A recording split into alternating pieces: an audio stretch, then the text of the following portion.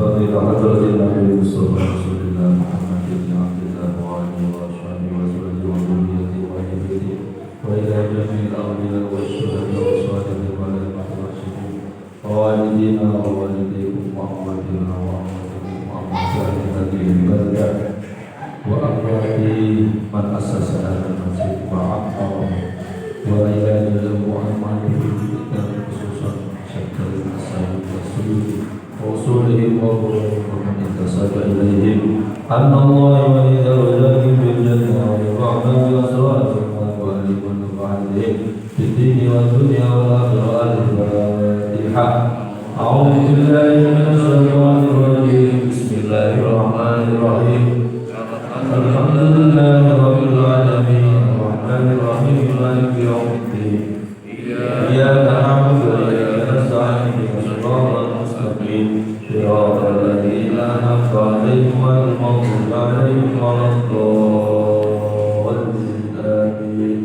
مولاي صل وسلم دائما أبدا على حبيبك خير الخلق كلهم مولاي صل وسلم دائما أبدا على حبيبك خير الخلق كلهم مولاي صل وسلم دائما أبدا على حبيبك خير الخلق كلهم هو الحبيب الذي ترجى شفاعته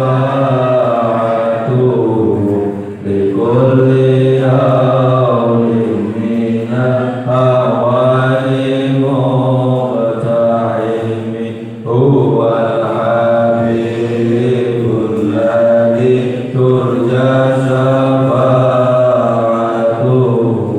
لكل هول من الأهوال مقتحم هو الحبيب الذي ترجى شفاعته لكل هول من الأهوال مقتحم يا ربي بالمصطفى بلغ مقاصدنا واغفر لنا ما مضى واسع الكرم يا ربي بالمصطفى بلغ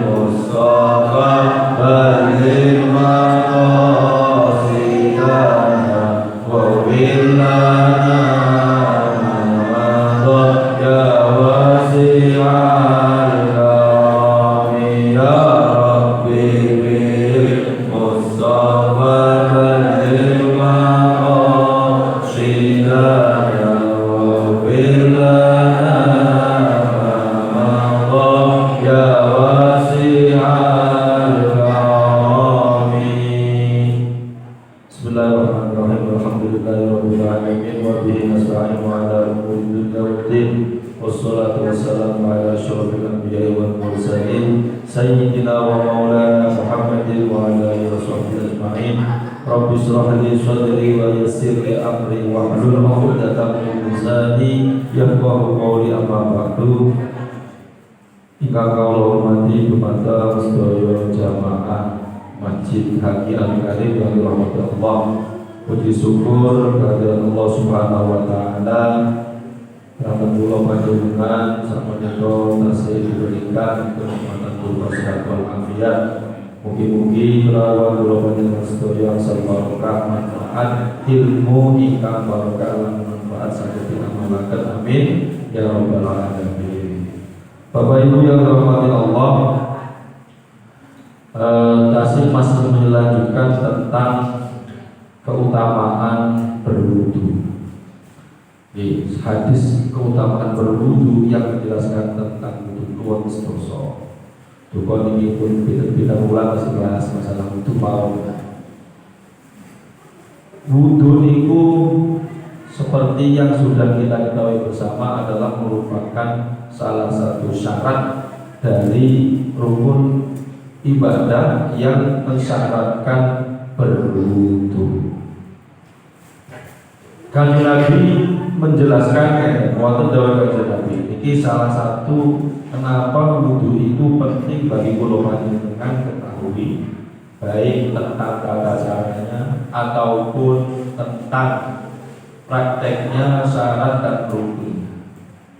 Jadi kula jelasaken wudu, mungkin sebagian sudah pernah saya jelaskan cara berwudu, atau mungkin sebagian karena mungkin mempegang tumut di dalam ngertos penjelasan utuh tentang badan.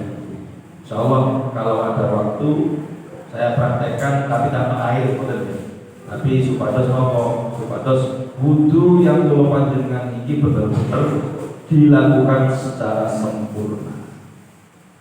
Mengapa wudu itu penting? Dawuh Kanjeng Nabi, qala dawuh sapa Kanjeng Nabi Muhammad sallallahu alaihi wasallam, la sholata ora salat kang sahih, salat yang diterima Allah Subhanahu wa taala, liman kadue wong lau doa kang ora wudu sapa lahu. Dawuh Kanjeng Nabi, orang yang ketika salat tidak punya wudu, maka sholatnya tidak sah. Berarti disimpulkan bahwa syaratnya sholat itu harus suci dari hadas kecil maupun hadas besar. Kalau hadas besar berarti harus mandi wajib terlebih dahulu. Kalau hadas kecil berarti cukup untuk melakukan wudu terlebih dahulu. Karena wudu ini syarat sahnya sholat. Ananging satu wudu itu bisa digunakan untuk beberapa ibadah. Jadi nek kulaan wudu kau sakit, ya benar.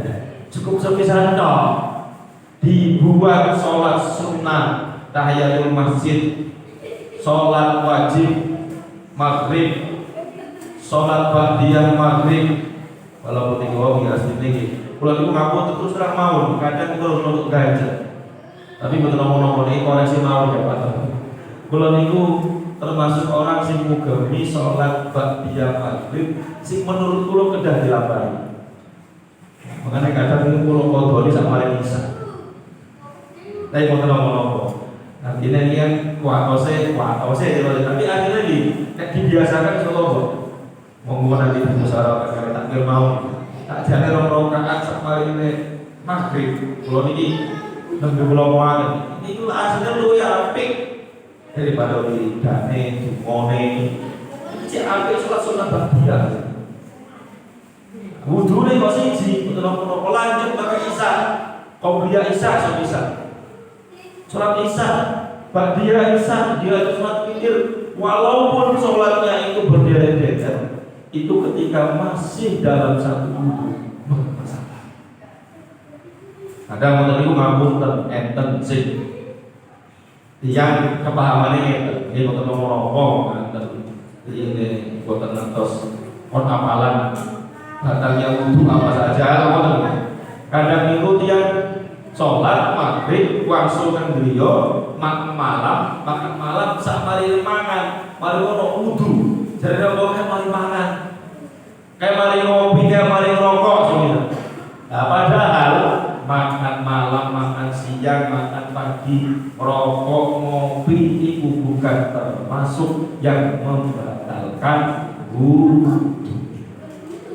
Ya. Jadi masih orang dengan nyemil sampai kata-kata berbantah.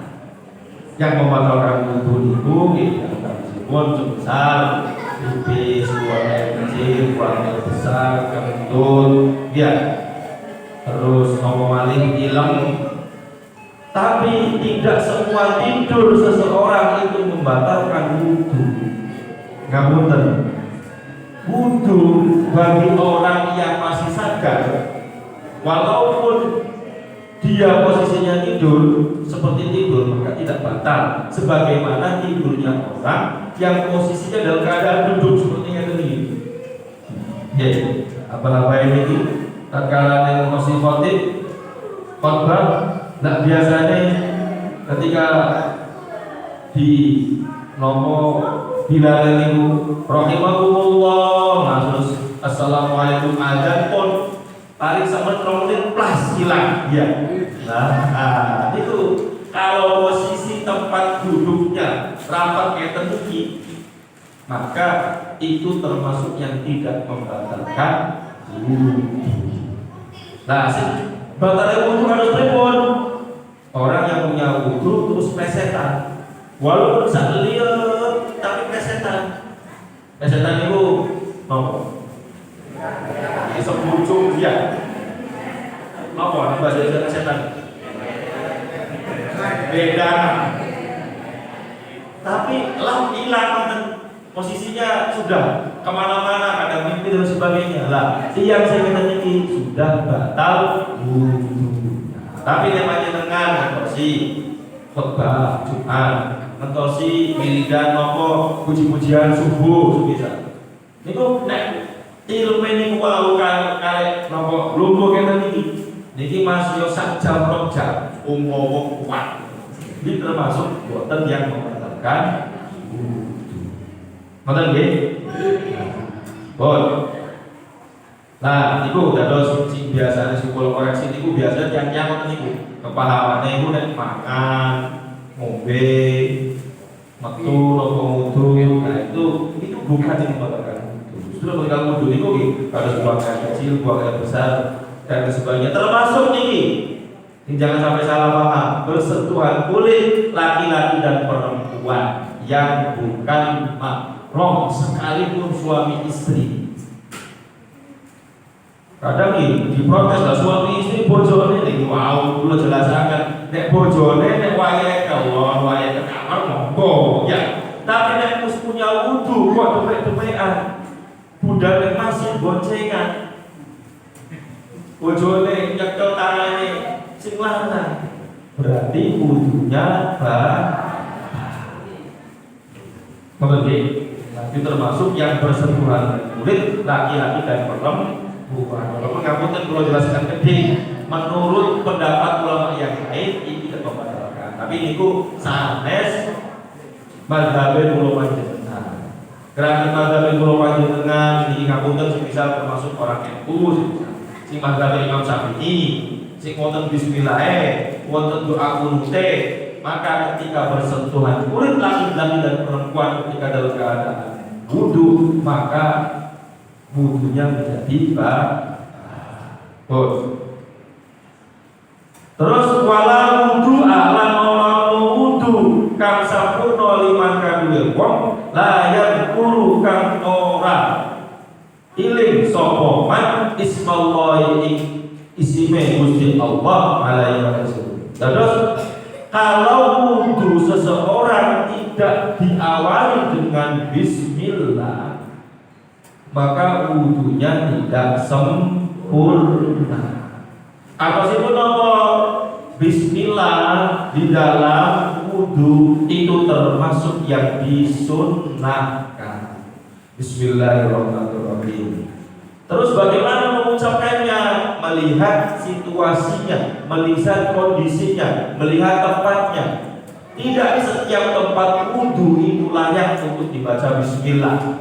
Contoh, panjenengan wudunya di dalam kamar mandi, yang di situ ada klosetnya, enten tempat kotorannya. Maka ketika membaca bismillah cukup di dalam hati saja, atau bisa diucapkan dalam bibirnya tapi tidak usah keluar suaranya. Mengapa? Karena di dalam kamar mandi itu dalam keadaan apapun tidak boleh bersuara alias hukumnya makruh. Jadi kalau panjenengan dalam kamar mandi, di dalam kamar mandi yang ada klosetnya, di tempat untuk buang air kecil, maka tidak boleh bersuara.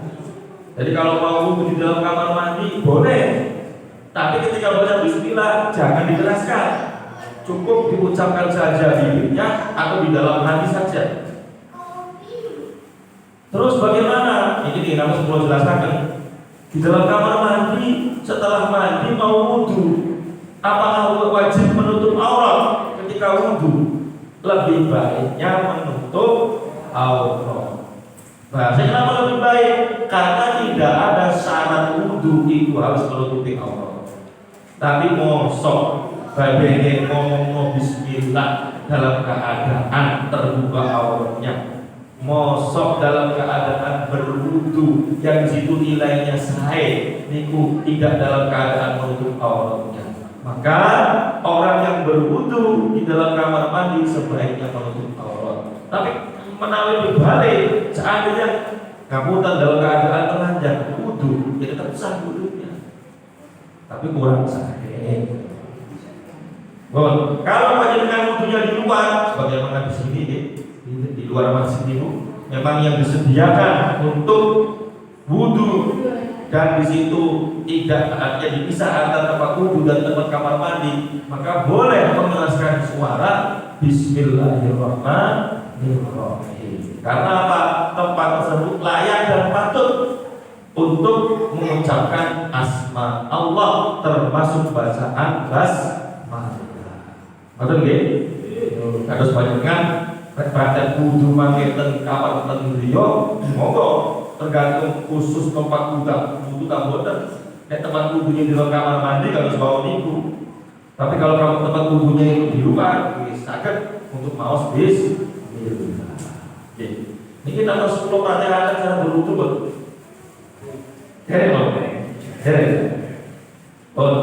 Niki ingat bulan-bulan kapan bahas masalah wudhu, tapi dereng terus kula praktekaken menawi mungkin prakteknya gede-gede ya.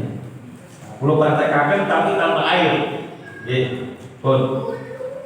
Yang diperhatikan ketika kita mau wudhu, karena wudhu itu adalah merupakan syarat dalam beribadah sholat, syarat ketika panjenengan mau Al-Quran, syarat ketika mau alih kalau dalam haji dan umroh mau tawaf, syarat yang membutuhkan syarat-syarat berwudhu, maka wudhunya lakukan dengan cara sempurna. Di antara kesempurnaan wudhu adalah dengan cara sebelumnya membaca Bismillahirrahmanirrahim. Nah, saat dia mau Bismillah itu kamu dan panjenengan dilepas semua yang pakai kopiah, misal lepas, yang pakai kerudung juga dilepas. Artinya kalau semisal tempatnya ini layak untuk melepas aurat ibu-ibu dilepas. Kemudian itu tutup tempat ibu-ibu berarti layak untuk membuka kerudung. Tapi kalau semisal di tempat tersebut tidak layak atau area terbuka ibu-ibu, maka sebaiknya tetap dalam keadaan memakai kerudung. Artinya kerudungnya terus ini gak apa-apa, daripada buka kerudung menyebabkan maksiat. Atau biasanya kadang yang itu dibuka tapi kasih diselamatkan dengan ini. Caranya seperti itu lebih simpel. Nah, untuk lebih mudahnya kalau mau wudhu, hal-hal yang ada di tangan ini dilepas. Contoh termasuk jam tangan, ataupun semisal gelang, ali-ali. Tapi kalau ali-alinya itu mudah digoyangkan dan dengan arah-arah nyepot, sebetulnya besar, seperti itu. Tidak wajib nyepot ali-ali yang memang ali-ali tersebut masih bisa dialirkan air di dalamnya. Bukan wajib. Tapi kalau jam tangan, kalau kita jam tangan rapet, jam tangan ngomong apa waktu dilepas, jam tangannya api, anti air nggak masalah. Mari itu jam tangannya mati, nah dilepas mawon, ya. Ketika mau berwudu, posisi lengan tangan itu terbuka seperti ini. Karena kita mempersiapkan anggota wudu yang harus dibasuh. Persiapan itu artinya melepasnya itu jangan di tengah-tengah wudu, maksudnya ngiling baju gitu, atau dilepas baju kalau memang pakai kaos malah lebih sempurna. Panjenengan kalau wudunya di keran aman, enak cara wudu di keran. Tapi kalau wudunya di tempat bak jedingan wonten itu, maka tergantung. Kalau airnya kurang dari 2 kolam, tidak boleh kita berwudu di atas itu. 2 kolam itu pinten kurang lebih 60 cm persegi. Kalau kotak wonten naik 60 cm, miringnya 90 meter, ke kanan kirinya 60 cm. Itu kira-kira 2 kolam sak wonten itu. Nek jedingane ten mriki biasanya pager. Biasanya 1 meter musuh 1,5 meter gitu. Nah, niku jedingan sudah mencukupi lebih dari 2 kolam. Ataupun kalau airnya sedikit, jangan berwudu di atas kolam yang airnya sedikit. Semisal enten timbo, ya, timbo itu sedikit airnya, tidak ada ukuran 60 cm kotak persegi itu enggak ada. Timbo lah kalian, timbo sampai meter air. Nah, maka tidak boleh berwudu di atasnya, harus pakai ciduk, berwudunya. Atau di pola yang sedikit airnya atau sedikit posturnya, kata kalau mau berwudu itu sedikit pakai ciduk, buatan pakai langsung di atas kolam. Ketika panjenengan Bismillahirrahmanirrahim, asyhadu an la ilaha illallah wa asyhadu anna Muhammadar Rasulullah, terus nawaitul wudu'a li raf'il hadasil asghari fardhon lillahi ta'ala. Gini-gini nih. Niat ini adalah niat pertama kali wudu yang diiringi dengan membasuh muka. Terus kita perhatikan. Jadi dia yang semisal bagaimana itu wudu ini posisinya plak mungkin ambil air di keran terus ditempelkan di muka. Nah, di dalam hatinya atau lisannya ini ngomong itu bantu hati. Nawaitul wudu'a li raf'il hadasil asghari fardhul wahida. Itu 1 kali basuhan. Saya ulangi, ketika ngambil air nempel di pertama kali muka baru niat. Terus niatnya itu bukan sebelum membasuh, tapi bersamaan dengan pertama kali membasuh muka. Batasan muka yang wajib dibasuh adalah batasan tubuh rambut yang atas sampai bawahnya itu kira-kira janggut, kanan kirinya daun telinga. Tapi lebih sempurna kalau panjenengan membasuh melebihi batasan itu, artinya enggak ngepres. Bahasa fikihnya malah ngajipul wajib ilabi bahwa wajib. Artinya kalau pengen menyempurnakan batasan membasuh, kan kalau itu batasannya ini, dari batas tubuhnya rambut atas, janggut, daun telinga kanan kiri, ini batasannya. Tapi kalau kita membasuhnya lebih sempurna, lebih batasan itu maka lebih baik. Nah, lalu kalau 1 kali basuhan itu dianggap 1. Yang kedua ngambil lagi, tidak usah niat, sudah niat, contoh seperti itu. Ketiga ngambil lagi sampai 1. Itu yang praktek awal yang wajib ya. Artinya kalau sebelumnya ada kesunahan-kesunahan sebagaimana menghirup air di telinga ataupun berkumur dengan 1 caukan. Terus Bismillahirrahmanirrahim itu ketika nyaum pertama sunahnya memang sunah. Kalau jelaskan yang wajib dulu ya. Biar nanti panjenengan enggak berbingung. Wajib saja. Jadi kalau mau hidup banyu terus sekalian berkumur itu memang baiknya sekaligus sebagian itu diserap airnya ke dalam hidung, namanya istinsa dan makmatuh kalau dalam bahasa Arab. Perlu terangkan wajib bawah. Nah, setelah sempurna 3 kali membasuh muka, setelah itu membasuh kedua tangan. Nah, caranya membasuh kedua tangan, Al-Qur'annya kan ilal marofiki. Bagaimana cara praktek membasuh kedua tangan? Pertama mendahulukan tangan kanan. Jadi, pertama mendahulukan tangan kanan. Yang kedua berawal dari jari-jari. Atau seandainya panjenengan mengandung dari ngomong dari simbol itu masalah sah. Tapi urutannya memang seperti itu. Kan ilal marofiki, dan kedua tangan ini batasannya. Ini sampai sini, sampai situ, kedua situ. Jadi cuma buat dipres pas tengah-tengahnya dan lebih baik agak ke atas.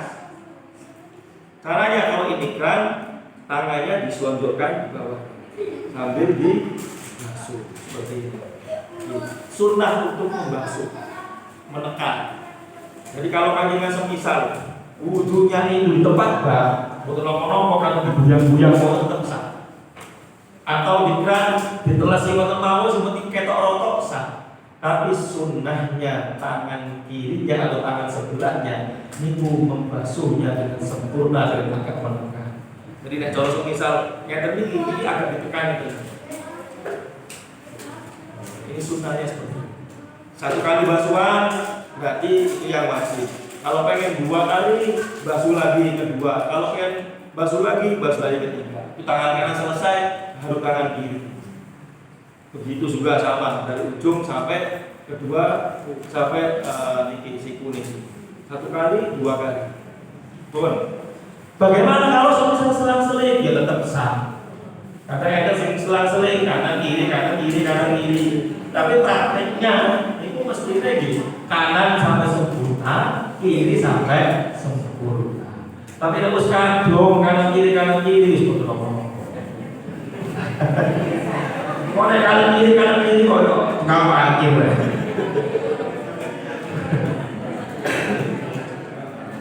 Ini artinya tetap sah, tapi prakteknya mestinya kan mendahulukan kanan sampai sempurna, mendahulukan kiri sampai sempurna. Sama aja nanti ketika membasuh kedua kaki. Bon, setelah kedua tangan selesai, beralih ke membasuh rambut. Nah, ini dalam Al-Qur'an wamsahu biru'usikum, basuhlah ke rambut kepala kalian. Jadi yang dibasuh itu adalah rambut yang ada di kepala. Maka ibu-ibu ketika berwudu nek rambutnya panjang, boten asal rambutnya hobi. Rambut itu bukan rambut yang ada di atas ya rambutnya memang dari kepala, tapi yang dimaksud itu adalah tempat tumbuhnya rambut. Jadi kepalanya wasio boten rambut, tetapi ingin kepalanya yang dibasuh. Nah, karena ulama berbeda pendapat dalam mengartikan wamsahu biru'usikum dengan kata biru'usikum, basuhlah rambutnya. Nah, Imam Syafi'i keangelannya, sing penting ono rambut di kepala yang sudah dibasuh itu sudah sah. Keangelan Imam Syafi'i, enak dalam masalah ini. Nek madzhab Syafi'i itu dalam masalah fikih itu sekecok. Motolah buka. Jadi, nek semisal enten sing will sah. Beda dengan ulama yang lain. Oh, itu babnya berarti harus sebagian. Berarti harus mengasuh. Kalau membasuh rambut itu minimal separuh. Maka Imam Syafi'i pun memberikan kelonggaran. Nek pengen sempurna, caranya seperti ini. Kalau pengen sempurna nih, ambil air, taruh di kepala, putar ke belakang, tarik lagi ke depan. Ambil air, taruh di kepala, ingat ini, putar ke belakang, tarik lagi ke depan. Nah, itu 1 kali. Itu dikatakan sempurna. Bahkan menurut madzhab yang lain ini wajib. Jadi kamu dan sing melok semisal sentuhan kulit laki-laki dan perempuan, suami istri yang gak batal, ini praktik wudunya harusnya seperti ini. Ini kira-kira nyanda tahu ini. Jadi kan ya, bolong dhewe sing wudu ketika suami istri bersentuhan kulit tak betul batal. Nah, cara wudunya menurut madhabnya itu mestinya 1, ketika membasuh harus menggosok, harus praktek gosok kayak tadi. 2, ketika mengusap rambut di kepala ini posisinya lebih banyak, minimal separuh. Baru kalau semisal boncengan mana wedok yang suami istri kok bersentuhan kulit gak batal, asalkan punten tekanan tinggi. Nah, usah tekanan tinggi yang blendos ya, itu mati. Iya. Oh, ya dos, makanya itu bukan usaha ribut, bukan usaha rame, masalah perbedaan sifatnya sih bukan usia kayak gini. Masalah batal gak batal, tapi caranya harus tahu, cara berwudunya harus sempurna. Oh, setelah membasuh rambut di kepala di bau, terus membasuh kedua kaki. Nanti kamu kedua kaki ini yang dibasuh kedua kaki adalah ini kaki ini batasannya adalah di mata kaki, di atas mata kaki. Sempurnanya kaki kanan terlebih dahulu, yang digosokkan adalah dengan tangan kiri. Seperti ini ketika menggosok. Ya, lebih sempurna lagi dengan jari-jarinya dimasukkan. 1 kali, 2 kali, 3 kali selesai, ganti yang kanan. Dengan ganti yang ini dengan tangan kanan. Kalau sempurnanya jari-jarinya kaki itu disela-sela dengan jari-jari tangan kanan. Dibasuh sampai bawahnya, jangan atasnya saja, sampai bawahnya seperti ini. Jadi di bawahnya juga dibasuh sampai selesai, dari wudunya secara yang wajib sudah selesai. Maka itu adalah wudu yang menjadi syarat dari syarat dari sahnya sholat. Ngoten nggih, saya dipahami. Ada pertanyaan? Jadi kalau tak buka ada pertanyaan nong nggih tunggal. Kula panciri. Assalamualaikum warahmatullahi wabarakatuh. Ustaz ingin bertanya, kewajiban anak kepada kedua orang tuanya salah satunya adalah mendoakannya baik kalau masih hidup maupun sudah tidak ada. Apakah ini juga berlaku apabila orang tua kita beda iman atau non-muslim? Kewajiban adalah selama kita masih hidup di dunia ini berbakti. Artinya apa? Berbakti itu dengan mengabdi, dengan selalu mendoakan. Doanya apa? Doa agar barangkali orang tua kita yang masih berseberangan iman dengan kita, semoga diberikan hidayah. Doanya seperti itu. Baktinya wajib, berbakti pada orang tua itu tidak dibatasi dengan iman. Siapapun orang tua dari masing-masing salah satunya ada hak dan kewajiban. Ngapunten semisal ada anaknya yang tidak iman dengan orang tuanya muslim, anaknya non muslim. Kalau dia masih kecil semisal masih wajib untuk dibiayai, ya wajib disekolahkan. Seandainya walaupun dia tidak non muslim. Apalagi orang tuanya yang menjadi anak yang muslim, orang tuanya non muslim, berbaktinya, hikmahnya, ngelabeninya wajib, mendoakannya, mendoakan agar didapatkan hidayah. Artinya itu, kalau semisal sudah meninggal, ini pertanyaan ini, kalau sudah tiada, kalau sudah masih hidup, didoakan dengan hidayah. Ya Allah, mungkin yang seperti Allah akan hidayah. Artinya kenapa? Hidayah itu adalah kunci.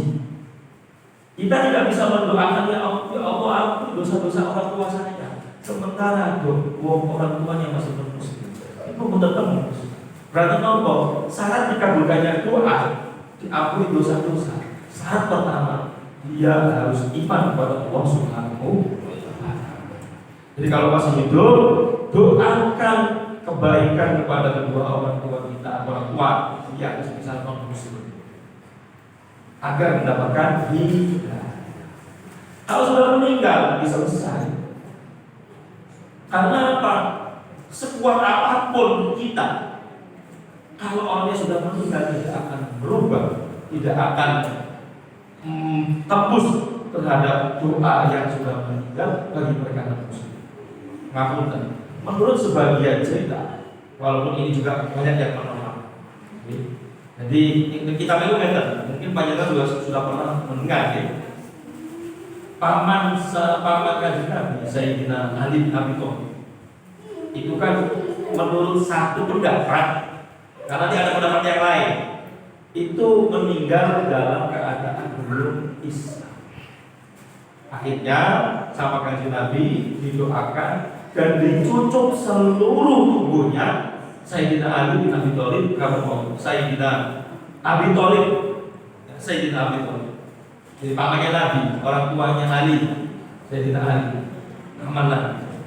Dicucuk ketika meninggal itu. Tujuannya apa? Agar mendapatkan rahmahnya Gusti. Tapi Allah Maha Adil, karena memang menurut satu pendapat ini beliau dalam keadaan belum Muslim. Akhirnya menurut sebagian kitab yang diceritakan itu, karena beliau belum Muslim, tetap kena siksa, kecuali kulit ataupun anggota badan yang sudah dijujuk oleh Nabi Muhammad SAW. Akhirnya siksa kuburnya itu kamu melalui saukatain. Saukatain itu jalan depan dan jalan belakang. Karena nggak mungkin kan Nabi mencucuk jalan depan laki-laki ataupun dubur itu. Akhirnya siksanya lewat. Artinya apa dari pendapat ini? Bisa kita simpulkan, Kanjeng Nabi saja yang menginginkan paman yang telah menyertainya, yang telah mendukungnya. Kanjeng Nabi tidak habis-habis mendoakan, tapi karena yang sampai meninggal di dunia itu belum Muslim, belum syahadat yang dapatkan Nabi, maka tidak bisa ditolak. Kuncinya iman. Walaupun anggota boleh jelaskan ada yang mengatakan pendapat yang lain, tetap Muslim. Nggak mungkin Kanjeng Nabi tidak mungkin membiarkan pamannya itu tersiksa di dalam kuburan sana. Sama halnya ketika ditanya bagaimana orang tua Nabi. Ini panjenengan jangan sampai salah membaca. Orang tua Nabi walaupun meninggal sebelum Nabi diutus, tapi dalam hadis yang hatinya sobek, kan orang tuanya itu dibangunkan dan disahadatkan di depan Nabi, terus dikubur lagi. Nah, orang wayang ini ceritakan jadi sahabat soyo, malah paling halusinasi, dilawan ya. Tapi ada hadis dan itu, artinya apa? Bagaimana Kanjeng Nabi menyelamatkan umat yang segitu banyaknya, masa orang tuanya tak berselamat? Kan lucu ya. Nah, maka dalam hadis yang dijelaskan hadisnya itu sore, orang tua Kanjeng Nabi itu sudah dalam keadaan iman, karena itu adalah merupakan salah satu kelebihannya Kanjeng. Nah, jadi intinya kalau misalnya ada orang tua yang sudah meninggal selesai. Kalau memang dalam keadaan iman, kita nggak bisa mendoakan Allahumma ighfir lahu warhamhu wa'afi. Nggak ada gunanya. Karena apa? Dia tidak iman. Posisi meninggal dalam keadaan masih terus ditahlili. Untung namanya sudah dikunci. Ya kalau usaha silakan. Orang-orang mau satu usaha barangkali sampai, tapi itu sudah dikunci. Karena kuncinya itu iman. Ya kalau sudah ada kayak usaha wae barangkali nyampe, itu kampusnya tekan untuk menunggu ini. Nah, tapi kan kuncinya iman. Maka tidak ada henti-hentinya bagi kita anak atau saudara, kalau masih ada yang punya keluarga yang masih belum iman, didoakan sekuat tenaga mungkin. Karena kunci daripada keselamatan di dunia akhirat adalah iman seseorang. Nek us imane wis teko, imane sudah pegang, insyaallah mudah untuk mendoakan model apa. Tapi kalau imannya belum terbuka, masih ngomong makanya kan kamu hukumnya haram menyolati jenazah yang masih dalam keadaan belum Islam. Gak boleh. Ya karena posisinya yang wajib bagi manusia orang Muslim itu keramat jenazah, ya Muslim. Tapi kalau sekedar membantu, kan ngomong-ngomong, misalnya ngomong-ngomong dari iman itu sami, terus konotasian, mewangi opo ngomongnya salah. Tapi yang berhubungan dengan masalah kesehatan itu kita bisa tinggalkan karena itu syarat mutlak. Ada yang tanya lagi? Mungkin monggo. Iya, monggo. Assalamualaikum warahmatullahi wabarakatuh. Waalaikumsalam. Bapaknya juga Islam, tapi sholatnya kadang iya kadang enggak. Dia pun meninggal dua-duanya. Anaknya itu saya akui keluaran pondok. Dia selalu berdoa kepada bapak ibunya. Apakah doa anak keduanya itu diterima oleh Allah terhadap kedua orang tuanya? Tapi Muslim. Muslim, iya. Tapi sholatnya kadang iya kadang enggak. Orang tuanya. Iya, orang tuanya. Ya. Oke, saya nih bahwa iman itu adalah puncak ketersambungan doa. Bagaimana kalau sesama iman, tetapi salah satunya itu harus dongkrak masalah kata-kata ibadah. Maka karena kuncinya hanya iman, posisi orang tuanya itu ngapunten, sholat apa enggak, jamaah ngomong boten, saya ngomong boten. Tapi kalau anaknya iman, orang tuanya iman, tetap doa anak soleh ini atau doanya orang tua ini tetap sampai kepada kedua orang tuanya, dan kalau meninggal termasuk amal jariah yang tidak terputus ila yaumil qiyamah. Adapun semisal orang tuanya sholatnya bolong, benjang laporan dan Gusti Allah. Terus bagaimana kalau semisal ngapunten? Kita sebagai anak melihat tahu orang tua kita itu dulu sering meninggalkan sholat. Apa yang harus kita lakukan? Ulama itu dalam hal ini beberapa pendapat. Onten sing memperbolehkan mengganti sholat yang orang tua, ada yang tidak. Atau pilih mau. Kalau ada yang pondok itu, pondok Ibu Kediri, santrinya 40.000, itu sering dimintai orang untuk mengkodoi sholatnya orang yang sudah meninggal. Yang 40.000, corok 40.000 itu, semisal sholat turun 40.000 hari itu berapa tahun? Artinya, itu masih ada kesempatan. Ngapunten bagi semisal panjenengan selaku anak, semisal melihat orang tua yang dulu itu sering meninggalkan sholat. Sebagai rasa belas kasih kita kepada orang tua yang sudah meninggal, dan saya ada kesempatan untuk mengkodoi sholat orang tua saya sebisa monggo, menurut pendapat ulama ini boleh. Walaupun di sisi yang lain, ketika orang meninggal selesai amal ibadahnya tidak bisa dikodoi. Nah, yang boleh ini seperti apa alasannya? Wong haji saja boleh ibadahi, umroh saja boleh ibadahi, yang imannya sekali dalam seumur, ya sholat juga mestinya boleh ibadahi. Jadi terserah. Jadi jawabannya tetap nyambung karena keimanan yang tersedia, karena salah satu jalur utamanya itu ya sing itu untuk mendukung saja. Nanti yang lain monggo. Dalam Al-Quran disebutkan bahwa agama Islam itu diakui sama Gusti Allah, sama Islam Taala. Terus bagaimana dengan agama yang lain? Berbicara masalah lintas agama ya. Ya jelas kalau kita orang Islam ya mengakui keislamannya pasti kan. Bagi agama yang Muslim mereka juga meyakini. Ada ya agama itu kan lahir di dunia ini sebagai risalah penerus dari sebelum-sebelumnya. Kita tidak pernah menolak ada agama sebelum Islam, agama yang lain yang sifatnya sama. Tidak pernah menolak, karena di dalam Al-Quran ada saja. Cuman yang tidak sependapat adalah ketika agama tersebut disempurnakan oleh Nabi setelahnya. Datang lagi Nabi menyempurnakan lagi, datang lagi Nabi untuk menyempurnakan lagi. Terakhir datang Nabi Muhammad SAW untuk menyempurnakan agama-agama sebelumnya, termasuk kitab yang diturunkan. Maka kita sebagai umat Islam wajib percaya terhadap hal ini. Agama Islam ini agama yang sudah sempurna karena menyempurnakan dari agama sebelumnya. Tentunya dan bagi mereka yang percayanya terhadap keyakinannya. Nah, yang tadi putusan digantung karena apa? Kalau sudah mereka percayakan Nabi Muhammad selesai.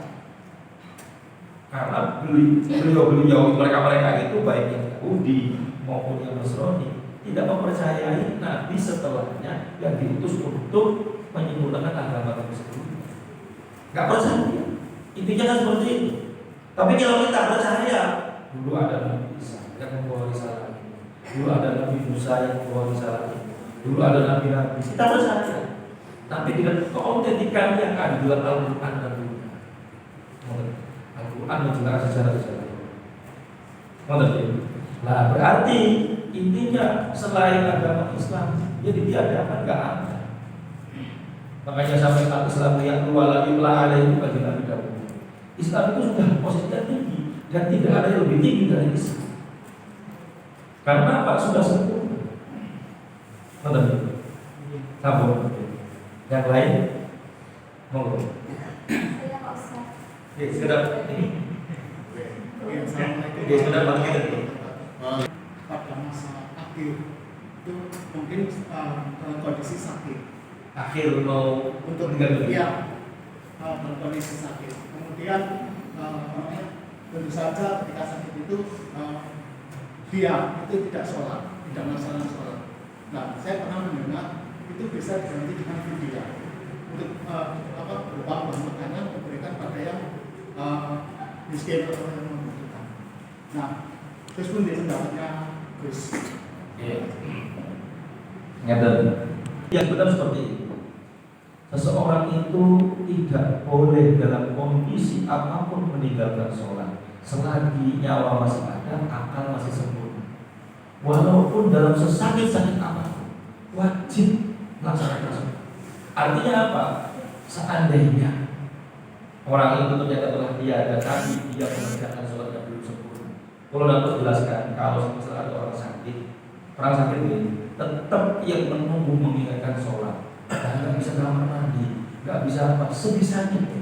Tapi niatnya dihormati waktu dengan menggerakkan kepalanya, dengan menggerakkan sambil duduk, sambil tiduran, tapi sholat dihormati waktu. Yang seandainya nanti ternyata kemudian nggak ada, dia nanti bisa disempurnakan.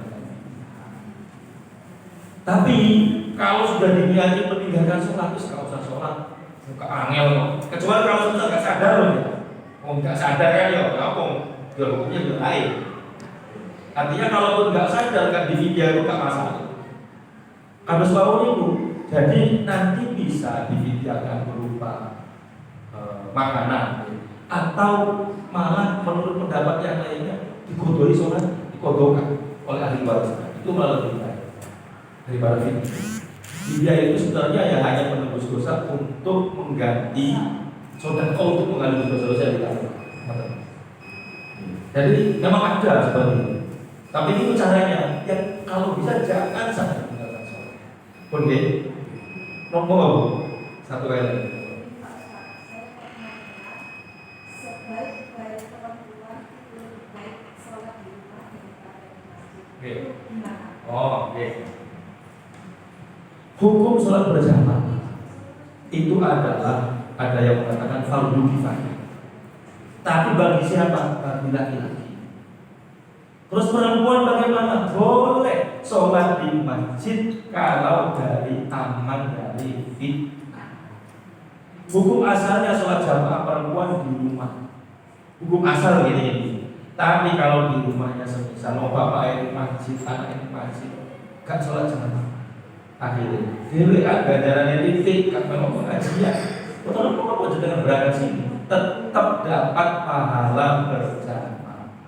Tapi sekali lagi, hukum asalnya sholatnya perempuan di rumah. Boleh ke masjid kalau aman dari fitnah. Ada memang hadisnya keterangannya. Dan mereka itu penduduknya sepi, uang lamun itu ijen, itu kau. Tapi dengan sholat mereka belum juga nyampe. Oh ya. Cowok sekali cawe-cawe. Aman kok. Dari tetangga panjenengan harus punya prinsip, tetap punya pahala besar. Amal lagi ketemu moncone silaturahim ngomong ini. Alhamdulillah. Apalagi pengajian dari kita tetap tidak akan berkurang dan tidak dianggap sebagai maksiat. Maksiat itu beda lagi. Jadi keberangkatan panjenengan di masjid ini tidak dihitung maksiat, tidak. Karena apa? Sudah terlepas dari catatan-catatan. Betul ya? Cukup sampai kemauan. Bismillahirrahmanirrahim. Alhamdulillahirabbil alamin. Allahumma shalli wa sallim wa barik ala sayyidina Muhammad wa ala sayyidina Muhammad. Allahumma anfa'na bima 'allamtana wa 'allimna ma yanfa'una wa zidna ilma walhamdulillah ala kulli hal wa lana min hasanah wa fil akhirati hasanah wa qina adzabannar. Sallallahu